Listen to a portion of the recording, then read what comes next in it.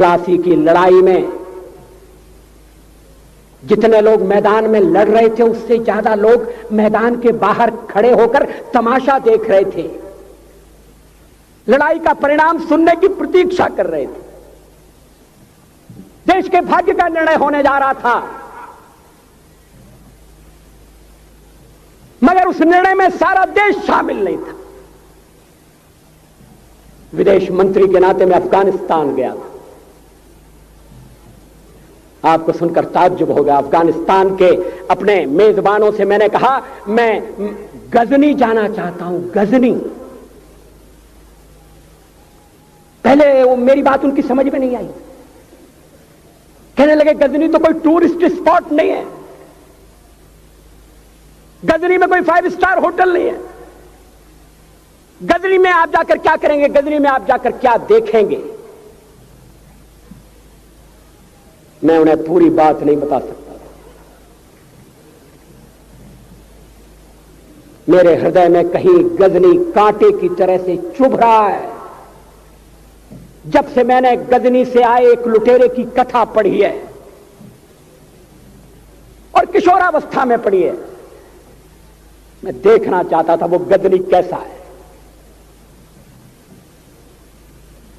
आपको सुनकर ताज्जुब होगा, महमूद गजनी का अफगानिस्तान के इतिहास में कोई स्थान नहीं है।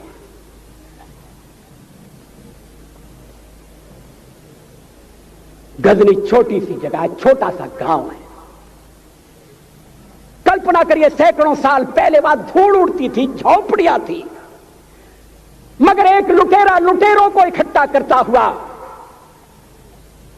सोने की चिड़िया को लूटने के लिए चला आया।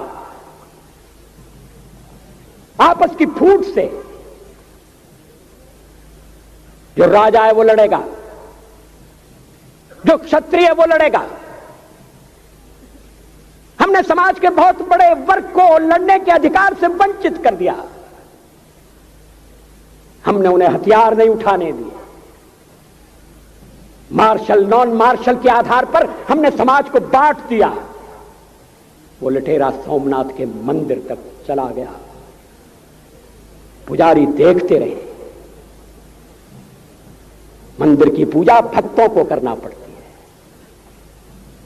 मंदिर तो एक प्रेरणा का केंद्र है। मैं देशपांडे जी की तरह से नास्तिक नहीं हूं, मगर उनकी नास्तिकता में भी जो आस्तिकता है मैं उसका आदर करता हूं, उसका सम्मान करता हूं। वो जिस आत्मविश्वास से नास्तिक होने की बात कहते हैं, तो मैं उनसे कहना चाहता हूं वो सचमुच में नास्तिक नहीं है। जिसकी आस्तिकता है, जिसका विश्वास है, वो नास्तिक कैसे हो सकता है। विश्वास किसमें है ये बड़ी बात नहीं है, विश्वास है या नहीं। हमने समाज के बहुत से बड़े वर्ग को विश्वासहीन बना दिया।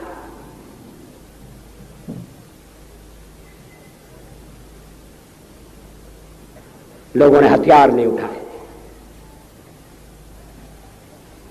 वेद पढ़ने के दरवाजे बंद कर दिए। इसलिए हम पादाक्रांत हुए। अफगानिस्तान में मैंने एक बात और देखी। मुझे जिस होटल में ठहराया गया उसका नाम था कनिष्क। अफगानिस्तान एक मुस्लिम देश है। मुझे बड़ा ताज्जुब हुआ, मैंने कहा कनिष्क यहां कहां से आया।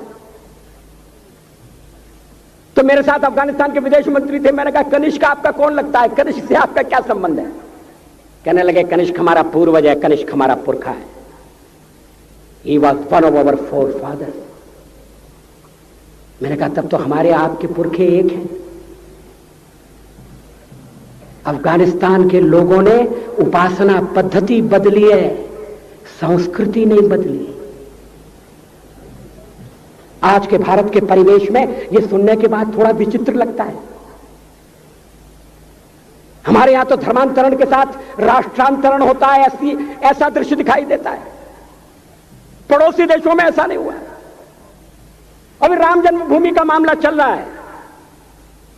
एक विदेशी आए, कहने लगे ये राम जन्मभूमि का क्या झगड़ा है। हमने कहा इस पर विवाद हो रहा है कि श्री राम कहां पैदा हुए थे, और जहां पैदा हुए थे वो स्थान उनके मंदिर के लिए प्रयुक्त किया जाए या न किया जाए। वो इंडोनेशिया से आए थे, वो मुसलमान है। कहने लगे हम तो समझते थे कि राम के लिए सारे भारत में आदर होगा, सम्मान होगा। हमने कहा ये आपने कैसे समझा? कहने लगे आप तो इंडोनेशिया आ चुके हैं, इंडोनेशिया में बहुत से लोगों ने इस्लाम स्वीकार कर लिया, मगर श्री राम को विस्मृत नहीं किया, श्री राम को भुलाया नहीं। इंडोनेशिया के बाली द्वीप में 1 महीने रामायण की लीला होती है। मैं उस समारोह में जा चुका हूं। उस समय भी विदेश मंत्री मेरे पास बैठे थे। मैंने कहा ये रामायण ये क्या हो रहा है? मैंने कहा एक्सीलेंसी ये मंच पर क्या हो रहा है? कहने लगे एक्सीलेंसी आपको पता होना चाहिए। हमने कहा मुझे तो पता है मगर मैं जानना चाहता हूं। कहने लगे ये रामायण है, ये राम है, ये लक्ष्मण है, ये सीता है। हमने कहा इनसे आपका क्या संबंध है? आप तो मुसलमान हैं। कहने लगे हमारा संबंध बहुत पुराना है, हमारा तब का संबंध है जब हम मुसलमान नहीं हुए थे। थाईलैंड की राजधानी अयोध्या कही जाती है। थाईलैंड के राजा को आज भी राम कहा जाता है। सावरकर जी ने हिंदू राष्ट्र की बात की, हिम्मत के साथ। बुनियादी तौर पर भारत हिंदू राष्ट्र है।